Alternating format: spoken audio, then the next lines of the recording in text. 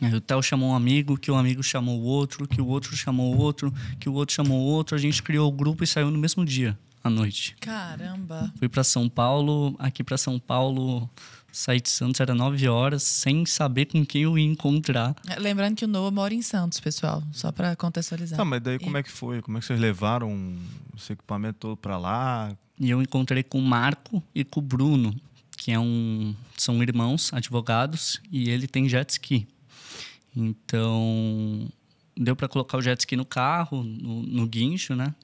Que eu esqueci até o nome. E nós pegamos a estrada e daí foram 3 grupos. O grupo do Marco, do Bruno, o grupo do Marcos e o grupo do Gustavo com a Nairê. Que o Gustavo com a Nairê levaram um bote salva-vidas. Aqueles amarelos de encher. E depois foi uma viagem assim muito tensa, porque aconteceu muita coisa. O pneu estourou, o jet ski ficava desengatando. E junto a isso, nessa época eu estava arrecadando, ainda estou, mas nessa época eu estava muito focado em arrecadar, até para nós podermos ajudar quem estava lá, porque nós sabíamos que ia ter muita coisa a se fazer. Então, nós começamos uma arrecadação, arrecadamos mais de 100 mil reais no Pix. E eu usei muito assim minha imagem para poder ajudar o público que eu tenho 700 mil seguidores no TikTok e indo para 300 mil no Instagram. E indo para o caminho, me mandaram uma mensagem que estavam criando anúncios no Facebook, subindo campanhas com o meu rosto, pedindo doação fake. Caramba, isso estava acontecendo muito. Meu Deus Eu vi pessoas comentando disso. Para se beneficiarem. A pessoa fazer isso... Pra cair num Pix de alguém, Não, daí eu tive que me retratar, falar que eu não crio nenhum anúncio para doação, nunca criei anúncio com meu rosto, tudo que eu conquistei assim nas mídias foi totalmente orgânico e assim, era patético, porque era um link para doação e o checkout era numa plataforma de vendas. Então era uma coisa assim... Faz nem sentido. Mas as pessoas, no calor da emoção, elas caem nisso. Com certeza. E foi um mix de emoção essa viagem, até por conta disso. E nós chegamos na casa do Léo, em Porto Alegre, e ele abrigou mais de 10 pessoas numa casinha. Nós chegamos destruídos, mas estávamos prontos para ir para Eldorado. Quanto tempo de viagem? Foi 25 horas. Caramba, 25 horas. Meu Deus do céu. Isso foi quando, Noah?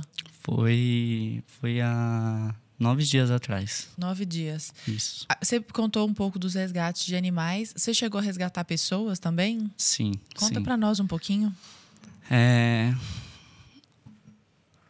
Eu, por si, eu resgatei poucas pessoas. Assim, foi umas 10, mas a equipe toda resgatou muita gente, Nossa, gente. 10 pessoas é muita gente. Sim, mas comparado mas assim... como que você sabia para onde ir, para como resgatar? Como é que era essa diretriz? Você saía na louca, tipo, gente, tem gente aí perdido, como é que era? Era outro problema que nós tínhamos com a polícia, com o exército e com os bombeiros. Nós queríamos sair, tinha lugares que não havia polícia, não havia bombeiros, então nós nos responsabilizávamos para onde a gente ia. Mas, por exemplo, na cidade, que foi São Gonçalo, eu acho que o bairro, tinha muito policial. E eles estavam, assim, na linha de frente, assim, da entrada na água. E eles falavam assim, vocês só vão sair com missão. Com missão seria... com o lugar certo que a pessoa está. Eles falavam, nós só vamos sair quando as pessoas nos ligarem e pedir ajuda.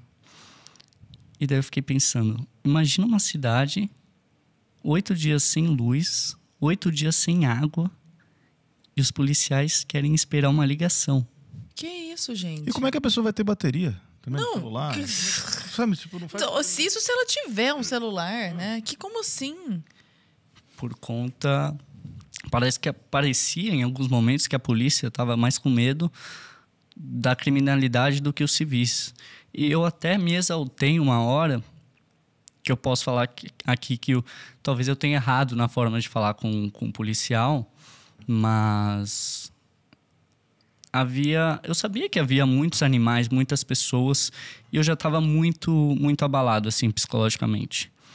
E eu cheguei e falei, cara, vai morrer animal por conta dessa sua fala, vai morrer gente por conta dessa sua fala. Como assim? Tá todo mundo aqui, a gente sai em 10 botes, 3 botes de polícia e vai todo mundo fazer uma patrulha. Pra que travar os civis de entrar? Não queriam deixar os civis entrar, só queriam uma liberação, só queriam o certo, concreto. Então não é conversa fiada. Essa parte burocrática atrapalhou literalmente vocês. Burocracia mata mesmo, né? E daí caiu uma chuva muito grande nesse dia. E nós pegamos o bote e entramos na água sem eles verem. Fomos até com uma policial, assim, muito gente boa, que eu até vou esquecer o nome dela, mas nas filmagens vai aparecer.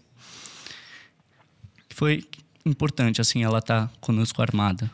Mas nós encontramos, assim, diversas pessoas lá. Diversas pessoas. Só que havia outro problema. As pessoas estavam ficando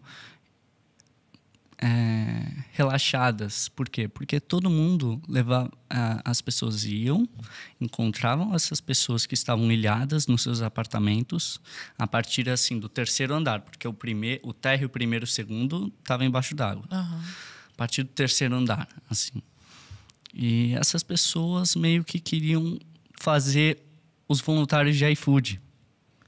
Meu Deus do céu. Pediam ovo, pediam água, enquanto os voluntários e nós implorávamos para as pessoas saírem, porque a água ia subir. Elas queriam ficar em casa. Elas queriam ficar.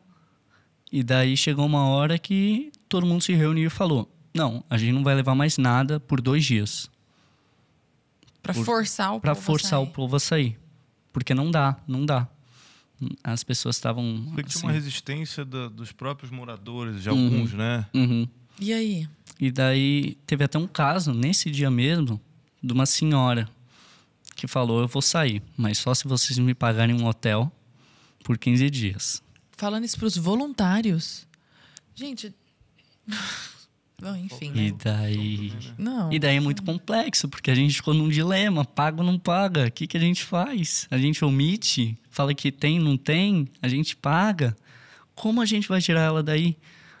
Porque fica inviável, né? Pagar para uma. Não faz sentido, gente. Que coisa louca. Então, depois ela foi convencida, né? Deixar a casa. A lábia das pessoas foi muito importante nesses momentos. Né, para poder convencer, para poder falar a realidade. Mas elas tinham um abrigo para ir, essas pessoas? Tinham alojamentos, mas era assim, alojamentos tensos, precários, assim. A gente soube de várias histórias, inclusive, de abusos dentro de alojamentos, o que havia. Como você começa a pensar, né, cara, você está numa situação de calamidade pública, você está numa maior tragédia, né, que o país já viu, assim, climática, essa coisa toda, e aí você ainda tem que lidar com criminalidade, com abuso de menor em alojamento. O que você viu dos alojamentos lá, Noah? Então, eu só fiquei na água. Eu não... Você ficou ali de frente, ali direto, resgatando. Eu não cheguei a ir para alojamento, a fazer compra. Metade da nossa equipe ficou responsável por isso e metade da nossa equipe ficou responsável pelos resgates. E isso foi uma mão na roda assim gigantesca, porque a gente não ia dar conta. Era das 7 da manhã até as 9 na água.